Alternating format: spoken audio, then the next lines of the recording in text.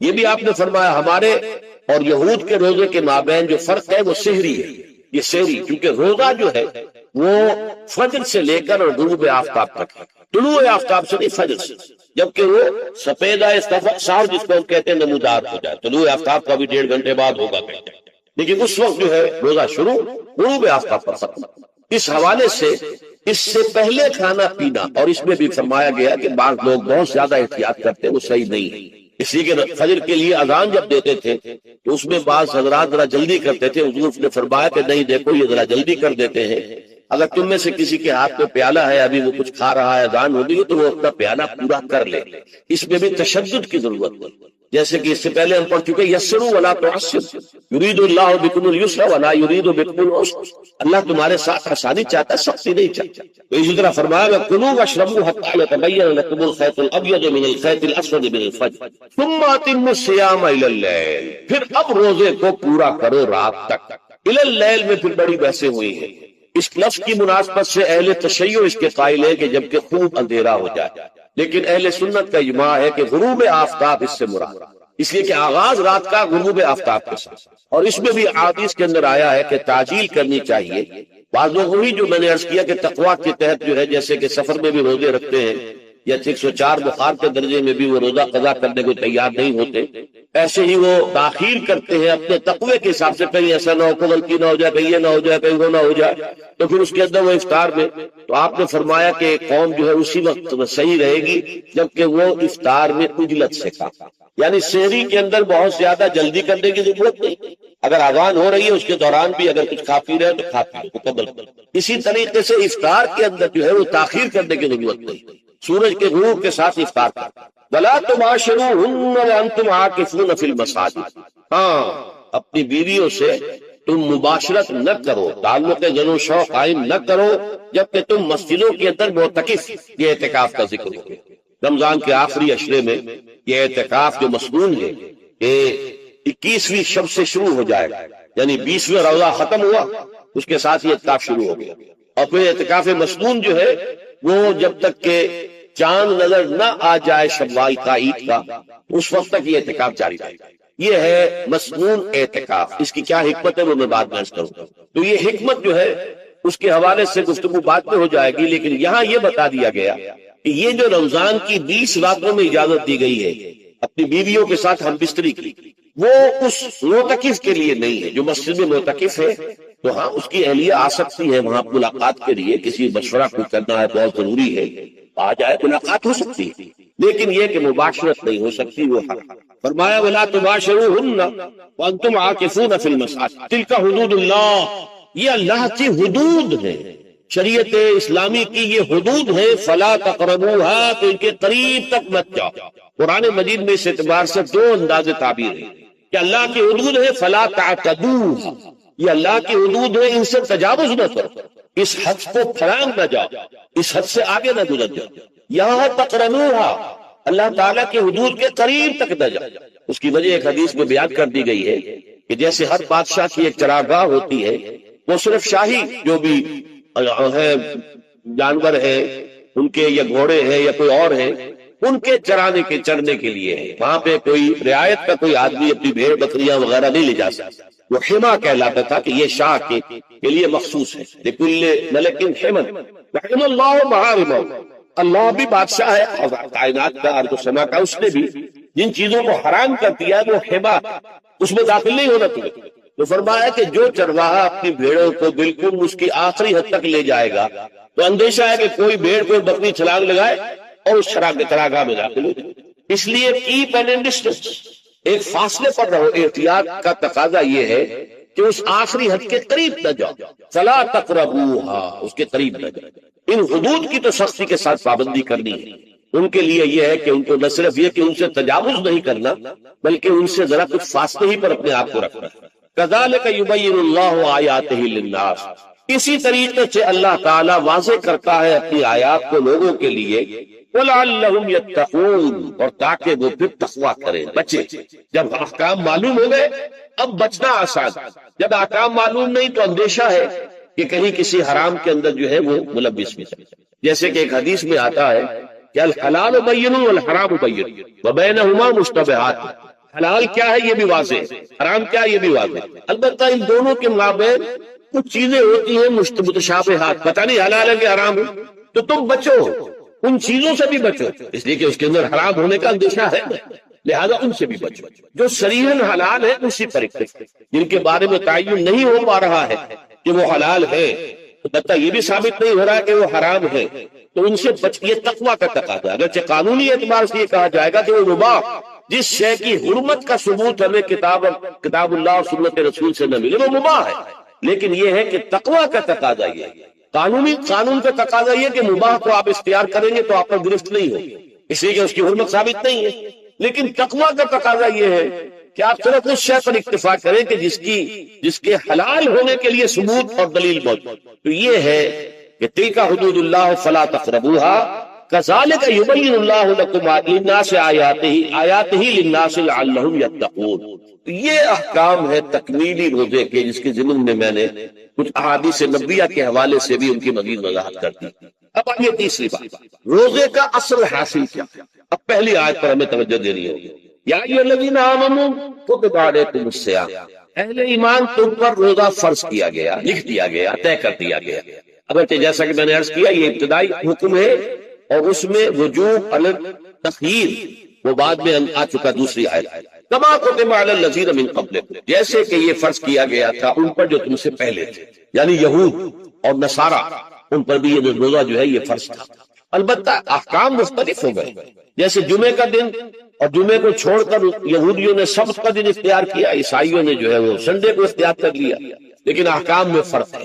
وہاں پورے سبت کے دن، ہفتے کے دن کاروبار دنیاوی مطلقاً حرام، لیکن ہمارے ہاں شریعت کے اندر آسانی پیدا کی گئی کہ صرف جمعے کی اذان سے لے کر نماز ادا ہو جانے تک وہ حرام ہے، لیکن باقی یہ ہے کہ اس سے پہلے بھی اگر کرو اور بعد میں جب فَإِذَا قُضِيَتِ الصَّلَاةُ فَانتَشِرُوا فِي الْأَرْضِ وَابْتَغُوا مِن فَضْلِ اللَّهِ، جب نماز ادا ہو چکے تو جاؤ منتشر ہو سکتے ہو زمین میں اور اللہ تعالیٰ کے فضل کو تلاش کر سکتے ہیں۔ تو اسی طریقے سے اگرچہ حکم روزہ جو ہے وہ تو سابقہ امتوں میں بھی تھا، لیکن یہ اس کے احکام جو ہے ان کے اندر تغیر و تبدل ہے۔ کتب علیکم الصیام کما کتب علی الذین من قبلکم لعلکم تتقون، تاکہ تمہارے اندر تقوی پیدا ہو۔ اب یہ ہے حکمت صوم کی پہلی آیت۔ تقوی کسے کہتے ہیں؟ کس چیز سے بچ، اللہ نے جو چیزیں حرام کی ان سے بچ، اللہ کے احکام کو توڑنے سے بچ۔ دیکھیے یہ لفظ جو ہے اس کا مادہ ہے وا، آف اور یا، وقا۔ وقا یقین کے معنی ہے کسی کو بچانا۔ ہم دعا مانگتے ہیں وقنا عذاب النار، اے اللہ ہمیں آگ کے عذاب سے بچا دے، لیکن اتقا بنتا ہے باب افتعال، واو تے میں شامل ہو گئی تو اتقا، اور اسی سے تقوی۔ تقوی کے معنی کیا ہے؟ بچنا، خود بچنا۔ وقا یقین دوسرے کو بچانا، بچنا اللہ کے احکام کو توڑنے سے، اللہ کی حرام کردہ چیزوں میں ملوث ہونے سے، اللہ کے غضب سے، غصے سے، اللہ کی ناراضگی سے، اور آخرت میں اللہ کے عذاب سے۔ یہ بچنے کی روش ہے، پوری زندگی میں بھی اس کو جاری رکھنا۔ یہ تقویٰ زندگی میں کیا ہوگا؟ اللہ کے احکام کو توڑنے سے بچ، اللہ کی حرام کردہ چیزوں میں ملوث ہو جانا، ان کا استعمال کھانے پینے سے متعلق ہو یا وہ شہوت سے متعلق ہو یا کسی اور چیز سے متعلق، اس سے بچنا۔ اور یہ بچنا جو ہے آخرت میں نتیجہ خیز ہوگا، جہنم سے بچاؤ ہو جائے گا، آگ کے عذاب سے نجات مل جائے گا۔ اچھا روزے کا اس سے تعلق کیا؟ یہ سمجھ دیکھیے، ہمارے گناہوں کا سب سے بڑا سبب ہمارے نفسانی تقاضے ہیں۔ ہم ایک حیوان بھی ہیں اور حیوان سے بڑھ کر بھی کچھ ہے، وہ میں بات کروں گا، لیکن حیوان تو ہے، جیسے ہر حیوان کو کچھ خوراک کی ضرورت ہے، ہمیں بھی ضرورت ہے۔ ہر حیوان کو بقائے نسل کا معاملہ جنسی ہے، وہ ہمارا بھی ہے۔ ہر حیوان کو کوئی نہ کوئی سر چھپانے کی جگہ چاہیے، کوئی گھونسلہ ہو، کوئی کھو ہو، کوئی بل ہو، کچھ بھی ہو، اسے چاہیے آپ کو۔ اسی طریقے سے ہمارے سارے تقاضے، حیوانات کو بھی آرام چاہیے، ہمیں بھی آرام چاہیے۔ یہ حیوانی تقاضے جو ہے جن کو ہم کہیں گے اینیمل انسٹنکٹس ہمارے وجود کے اندر ہیں، اور ان کا تقاضا ہمارے اندر سے ابھرتا۔ اسی کو انڈین لبیڈو کہا ہے، فرائڈ۔ جدید نفسیات کا بابا آدم جو ہے وہ فرائڈ، اس نے اسے انڈ اور لب سے تعبیر کیا، اس سے اوپر سیلف کو لایا، اور اس کے بعد جو ہے وہ سپر ایگو ہے۔ تو یہ تین درجے اس نے متعین کیے ہیں، اور میں اس کی دقت نظر، ایکیوٹی آف آبزرویشن کا بہت قائل ہوں۔ اگرچہ نظریات کا جو نتیجہ اس نے نکالا ہے وہ غلط، لیکن ایکویٹی آف آبزرویشن کا قائل ہوں کہ اس نے انسانی شخصیت کے 3 لیول کو آئیڈینٹیفائی کیا. یہی 3 لیول ہمارے ہاں، نفس، قلب، روح، یہ 3 لیول. اس نے کہا ایڈن لیبیڈو، یہ لوسٹ ہے، پھر ایگو، سیلف، پھر سپر ایگو. 3 لیول وہ بھی مانتا، اگرچہ ان کی تعبیر اس نے غلط کی ہے، لیکن جہاں تک ان اور لیبیڈو کی تعبیر ہے وہ صحیح ہے، وہ حیوانی تقاضا. اچھا، ان حیوانی تقاضوں کے بارے میں یہ بات بالکل واضح رہنی چاہیے کہ یہ اندھے بہرے، انہیں صرف اپنی گریٹیفیکیشن، اپنے تسکین سے جو ہے ساری بحث ہے. اس سے کوئی غرض نہیں کہ حلال ذریعے سے ہو حرام ذریعے سے. پیٹ کھانے کو مانتا ہے، بھوک کے اندر. اب آدمی جو ہے حرام کے اندر بھی تو بیٹھتا ہے، یہاں تک کہ خود شریعت اجازت دیتی ہے کہ اگر چاند پر بن جائے آدمی جو ہے وہ فاقے سے مر رہا تو وہ کوئی حرام چیز کھا کر بھی اپنی جان بچا سکتا، لیکن عام حالات میں نہیں.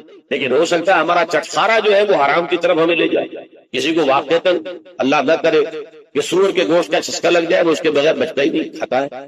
شراب کی عادت ہو گئی، پیتا ہے، یہ نہیں. تو ہمارا پیٹ مانگتا ہے اور اسے اس سے غرض نہیں کہ حلال سے کھایا ہے یا حرام سے کھایا. ہماری شہوت اپنی تسکین چاہتی ہے، اسے اس سے غرض نہیں کہ حلال سے یا حرام سے، جائز سے یا ناجائز سے. اسی طریقے سے ہمارے تمام تقاضے جو حیوانی ہیں، ایک تو یہ کہ بہت زوردار ہے، اور چونکہ وہ اندھے بہرے ہیں لہذا جو قرآن میں کہا گیا ان النفس لامارۃ بالسوء، یہ نفس تو بدی کا حکم دیتا ہی. یہ گویا کہ اس کے اندر رجحان جو ہے انہیرنٹ ہے کہ وہ بدی کی طرف انسان کو ترغیب دلاتا، چاہے وہ اپنی ضروریات سے متعلق ہو، چاہے چٹخاروں سے متعلق ہو، چاہے جو بھی لذت اسے درکار ہے اس سے متعلق ہو، چاہے وہ جنسی لذت ہے، چاہے وہ طعام کی، یعنی جسے ہم کہتے ہیں کہ انسان جو ہے وہ اپنے پیٹ اور فرج کا غلام بن کر رہ جائے، اس لیے کہ جو تقاضا بھی آیا ہے اس کو پورا کرنا. یہ جو کیفیت انسان کی ہے، اس کے لیے ایک مرد جو ہے وہ روزہ فراہم کرتا ہے. روزے کے آپ نے 12، 13، 14 گھنٹے کا بھی روزہ ہوتا ہے، بعض جگہوں پر 16، 17 گھنٹے کا روزہ ہوتا ہے. اس عرصے میں آپ اپنے نفس کو حلال چیزوں سے بھی روکے رکھتے ہیں. اس منہ گھوڑے کو جو ہے آپ اس کی لگام کس کر سکتے ہیں کہ حلال بھی نہیں کھانے دے رہے. بھوک لگی ہو یا کھانا بہترین موجود ہے، نہیں کھا سکتے، اللہ کا حکم نہیں، اللہ کی اجازت نہیں. شدید پیاس ہے، بہترین مشروبات فریج میں رکھی ہوئی ہے، نہیں کھا سکتے، نہیں پی سکتے، جائز نہیں. حالانکہ حلال ہے، حرام نہیں ہے. بیوی موجود ہے، یا جیسے کہ لونڈیوں کا معاملہ ہوتا تھا، لونڈی موجود ہے، لیکن نہیں، آپ اپنی شہوت جو ہے وہ اس سے پوری نہیں کر سکتے. یہ پابندیاں نفس کے اوپر لگانا، یہ ایک مشق، یہ ایک ریاضت ہے. اس ریاضت کا حاصل یہ ہونا چاہیے کہ انسان بقیہ 11 مہینوں میں اپنے آپ کو حرام سے تو بچائے نا. یہاں وہ حلال سے رکا ہوا اللہ کے حکم سے کہ حلال چیز بھی نہیں کھا رہا، دن بھر نہیں پی رہا، دن بھر نہیں اپنی کوئی شہوت پوری کر رہا، دن بھر حلال ذرائع سے بھی، تو اس سے اس کے اندر یہ ایک اس کو ہم کہیں گے سیلف کنٹرول پیدا ہوتا ہے، اپنے نفس کو قابو میں کر لیا. یہ گویا کہ اس کا سب سے پہلا اس روزے کی ریاضت، روزے کی مشق کے حوالے سے یہ اس کی حکمت ہوئی کہ اس سے کے ذریعے سے انسان میں سیلف کنٹرول پیدا ہو رہا ہے، ضبط نفس. یہاں پہ تھوڑی سی میں وضاحت کر دوں. رہبانیت کے اندر آپ کو معلوم ہے کہ سیلف اینیہیلیشن، انگریزی الفاظ جو ہیں وہ زیادہ بعض لوگوں کے لیے واضح ہوئے، نفس کشی، نفس کو کچل دینا، ختم کر دینا، مار دینا، یہ رہبانیت میں ہوتا، اسلام میں نہیں. اسلام کا نظام بڑا متوازن ہے. ان لنفسک علیک حقا وان لزوجک علیک حقا وان لزورک علیک حقا.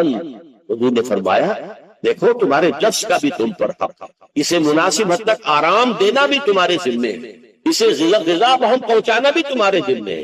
فرق صرف کیا ہے؟ حلال سے ہو حرام سے نہ. اس کی شہوت کو پورا کرنا بھی تمہارے ذمے ہے.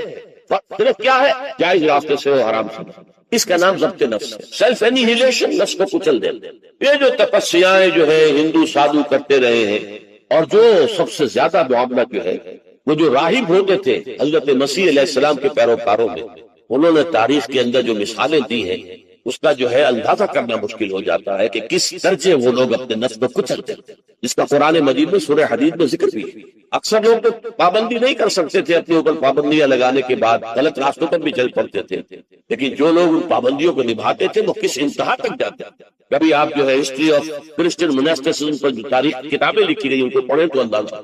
مولانا مودودی نے تفسیر القرآن میں اس کا کچھ حوالے دیے ہیں، واقعہ یہ کہ رونگٹے کھڑے ہو جاتے ہیں انسان پر کہ اس درجے میں انہوں نے اپنے نفس کو کچلا۔ ہمارے صوفیہ کے ہاں بھی بعض ایسی روایات صحیح ہے یا غلط ہے بیان کی جاتی ہے، لیکن اسلام کا اصل معاملہ کیا ہے؟ توازن، اعتدال۔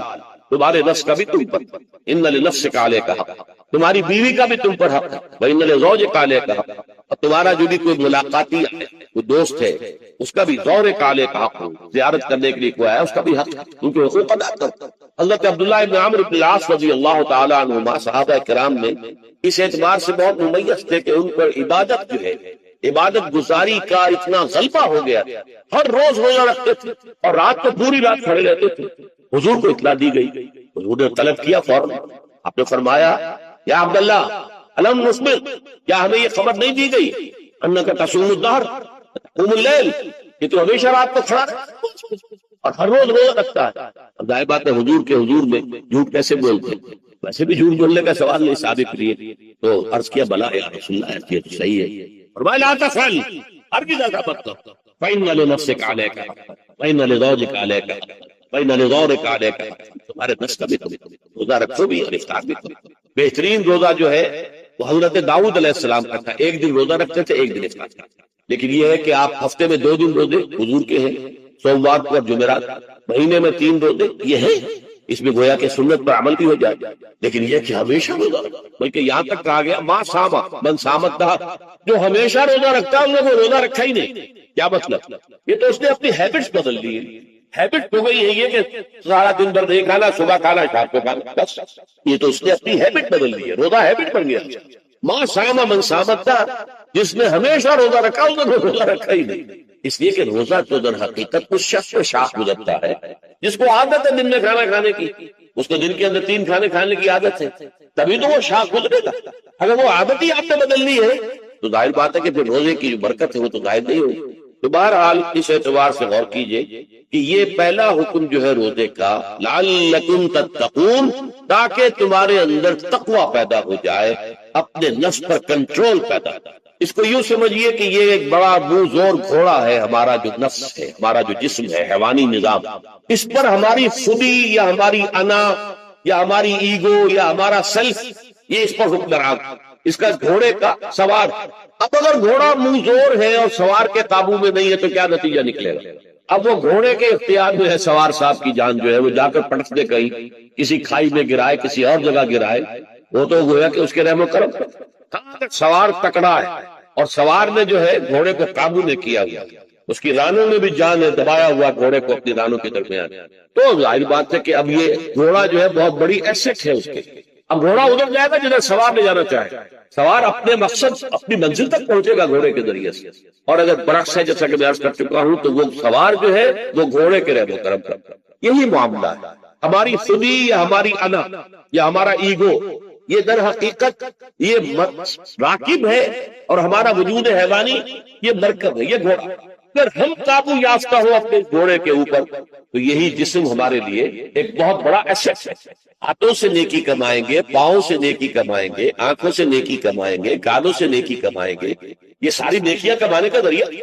تلاوت قرآن سن رہے ہیں تو کانوں کی نیکی ہو رہی، قرآن دیکھ کر پڑھ رہے ہیں تو آنکھوں کی نیکی ہو رہی، یہ سارے ہمارے اعصاب، ہمارے تمام اعضاء و جوارح نیکی کا ذریعہ۔ لیکن اگر کہیں یہ ہمارا نفس ہمارا ایگو لبیڈو ہم پر قابو پا لے تو پھر ہم اس کے رحم و کرم پر، پھر وہ ہمیں جس کھائی میں چاہے گا گرا دے گا۔ تو اس اعتبار سے روزہ مجرد، ابھی روزے کی بات ہو رہی ہے، وہ روزہ خاص طور پر کہ جس کا حکم پہلے دیا گیا ایام معدودات، اس کے بارے میں اس کی حکمت، مجرد روزے کی حکمت کیا ہے؟ ضبط نفس۔ اسی ضبط نفس کا دوسرا نام تقویٰ۔ آپ اپنے نفس پر قابو یافتہ ہیں اور پھر اللہ کے سامنے جھک رہے ہیں، یہ ہوئی نا اصل بات۔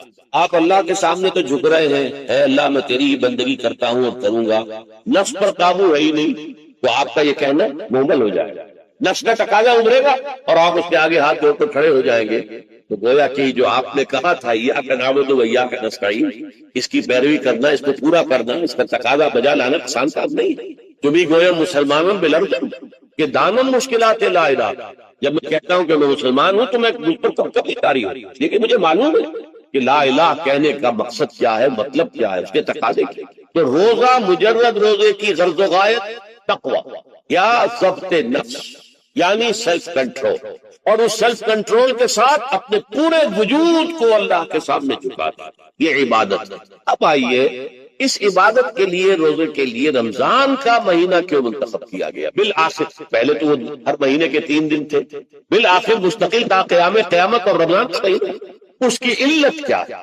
ظاہر بات ہے کہ سارے 12 مہینے اللہ ہی کے ہیں، ہفتے کے سارے دن اللہ ہی کے ہیں، دنوں میں سید الایام جمعے کا دن، مہینوں میں سید الاشہر، یہ جتنے مہینے ہیں ان میں سردار جو ہے مہینوں کا وہ رمضان مبارک ہے۔ کیوں؟ اب آپ پڑھیے تیسری آیت، شہر رمضان الذی انزل فیہ قرآن، رمضان کا مہینہ وہ ہے جس میں قرآن نازل کیا گیا، اور اس کی مزید کیا ہے تشریح کہ رمضان ہی میں وہ لیلۃ القدر ہے جس میں قرآن نازل کیا گیا۔ اب یہاں دو چیزیں علیحدہ علیحدہ سمجھ لیجیے۔ ہمیں معلوم ہے کہ قرآن حضور پر نازل ہوا 32 برس میں، نہیں 22 برس، 610 عیسوی سے لے کر اس موضوع پر آج شام کو تقریر ہوگی انشاءاللہ مفصل تعارف قرآن کے ضمن میں، بعد نماز عشاء قرآن اکیڈمی کی مسجد میں، کیونکہ معلوم نہیں کہ آج چاند ہو جائے گا یا نہیں ہو جائے گا، لہذا دورہ ترجمہ قرآن کل سے شروع ہوگا، اور آج جو ہے تعارف قرآن اور سورہ فاتحہ کا کچھ مفہوم میں بیان کروں گا، تاکہ یہ کہ رمضان مبارک کے لیے تمہید ہو جائے۔ پھر اگر چاند ہو گیا تو چھوٹی چھوٹی صورتوں کے ساتھ ہم تراویح مکمل کر لیں، ترجمہ قرآن کے ساتھ تراویح کل سے۔ بہرحال اس ضمن میں رمضان کا چناؤ جو ہوا ہے تو یہ ترجیح بلا مرجح نہیں ہے، ایسے نہیں کہ فیوری اس کو ترجیح دے دی گئی، اس کی حکمت ہے، غایت ہے، علت ہے، اس کا سبب ہے۔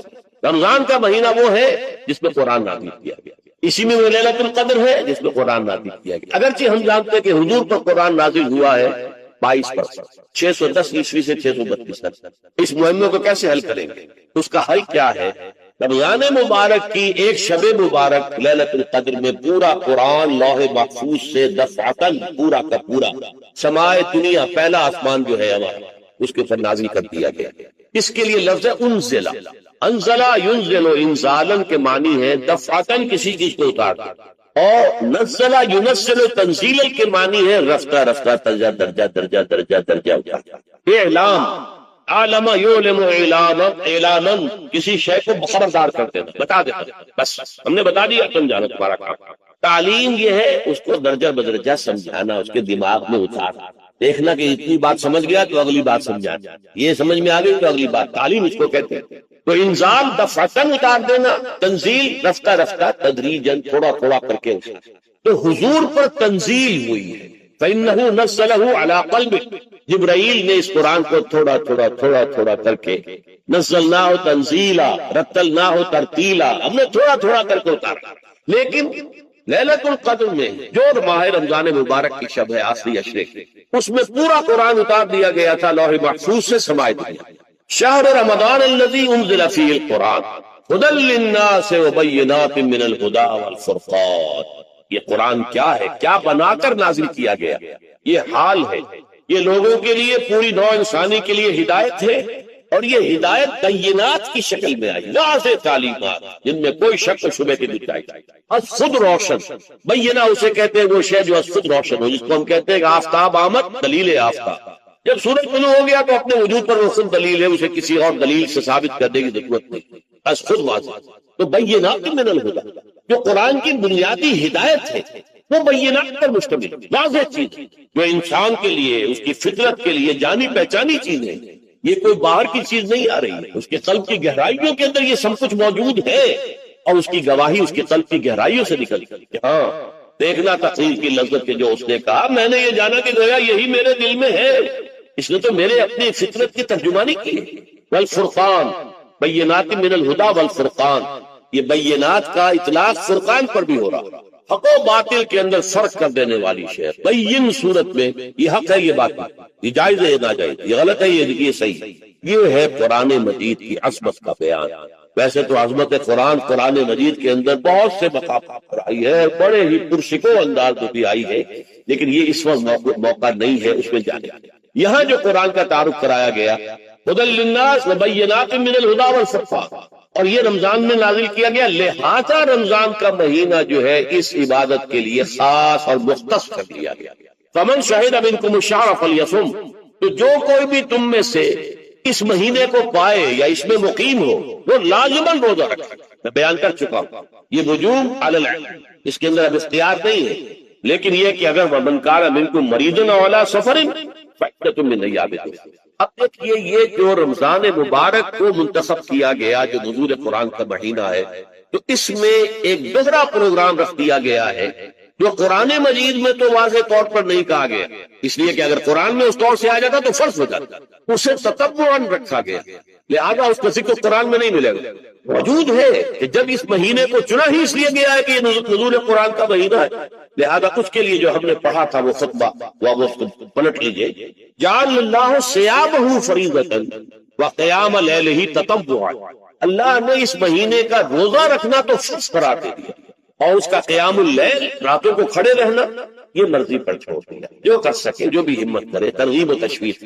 اب دیکھیے ترغیب و تشویق کے لیے دوسری حدیث جو یہاں پر ابی ہریرہ رضی اللہ عنہ قال، حضرت ابی ہریرہ سے مروی ہے رضی اللہ عنہ کہ انہوں نے فرمایا قال رسول اللہ صلی اللہ علیہ وسلم، کہ اللہ کے رسول نے فرمایا صلی اللہ علیہ وسلم، من صام رمضان ایمانا و احتسابا غفر له ما تقدم من ذنبه، جس نے رمضان میں روزے رکھے ایمان کے ساتھ، یقین کے ساتھ، اور احتساب اللہ سے اس کے اجر کی امید میں، غفر له ما تقدم من ذنبه، اس کے پچھلے تمام گناہ معاف ہو جائے. یہ نوٹ کیجئے کہ اس سے مراد گناہ کبیرہ نہیں ہے، گناہ صغیرہ. گناہ کبیرہ کے لیے توبہ شرط ہے، گناہ صغیرہ جو ہے وہ ان چیزوں سے دھل جائے. لیکن اب دیکھیے ومن قام رمضان ایمانا و احتسابا، اور جو کوئی کھڑا رہا رمضان میں یعنی قیام اللیل ایمان اور احتساب کے ساتھ، غفر له ما تقدم من ذنبه. اب تیسری بات ومن قام لیلۃ القدر ایمانا و احتسابا، اور جو کھڑا رہا قیام اللیل جس نے کیا ہے لیلۃ القدر میں ایمان اور احتساب کے ساتھ، غفر له ما تقدم من ذنبه. متفق علیہ. یہ حدیث بخاری اور مسلم دونوں کی. اب یہاں جو بات میں چاہتا ہوں کہ آپ پر واضح ہو جائے، اس حدیث میں دونوں چیزوں کو پیرلل لایا ہے. من قام رمضان من صام رمضان، بالکل متواصل. ہم وزن اعتبار سے من صام رمضان ایمانا و احتسابا غفر له ما تقدم من ذنبه، من قام رمضان ایمانا و احتسابا غفر له ما تقدم من ذنبه. اب سوال پیدا ہوتا ہے قیام اللیل سے مراد کیا؟ یہاں پہ میں تراویح کی کا جو پس منظر ہے وہ بیان کر دینا چاہتا ہوں. دیکھیے جیسا کہ ہم نے خطبے میں بھی دیکھ لیا، اللہ نے قیام اللیل جو ہے اسے فرض نہیں ٹھہرایا، تطوع. قرآن مجید میں بھی اس کا کوئی ذکر نہیں، حدیث میں اس کی تشویق و ترغیب پوری موجود ہے. ایک اور حدیث بھی ہم بعد میں پڑھیں گے. اس کا پس منظر کیا تھا کہ اس میں چھوڑ دیا گیا. اب ظاہر بات ہے مسلمانوں میں کمزور بھی ہیں، مسلمانوں میں وہ مزدوری کرنے والے بھی ہیں. روزہ تو فرض ہے، چاہے مئی کا مہینہ ہے اور گندم کاٹنی ہے، روزہ پھر بھی رکھنا ہو یہ سب. لیکن یہ کہ رات کو پھر کھڑے رہنا ان کے لیے، جاگنا ممکن، لہذا ان کے اوپر یہ چیز فرض ہے. حضور نے تراویح کی نماز یا قیام اللیل نہ اسے فرض قرار دیا، نہ اس کے بعد جماعت کوئی اہتمام کیا مستقل. صرف 3 راتیں آپ نے جماعت کروائی ہے، اس میں 8 رکعتیں آپ نے پڑھی ہیں کہ جو آپ کا معمول تھا تہجد کا وہ پڑھی، اور تہجد کے وقت ہی جماعت کرائی ہے.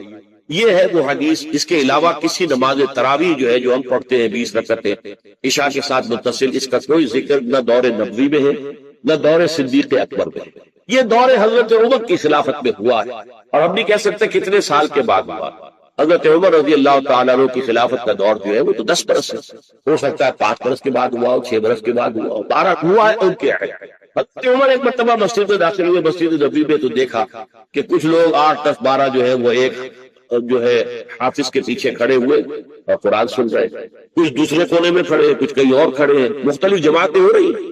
تو انہوں نے سوچا کہ کیوں نہ ان سب کو ایک امام کے پیچھے جمع کر دیا، اور اس کے لیے لوگوں کی سہولت کے لیے عشاء کے ساتھ متصل رکھ دیا جائے. اس لیے کہ تہجد کے وقت اٹھنا جو ہے وہ تو خطش و ناقص کا کام نہیں ہے، کہ عشاء کے بعد اگر تھوڑا سا اضافی وقت ہو صرف تو یہ حشش کر لیں، مزدور بھی کر لیں.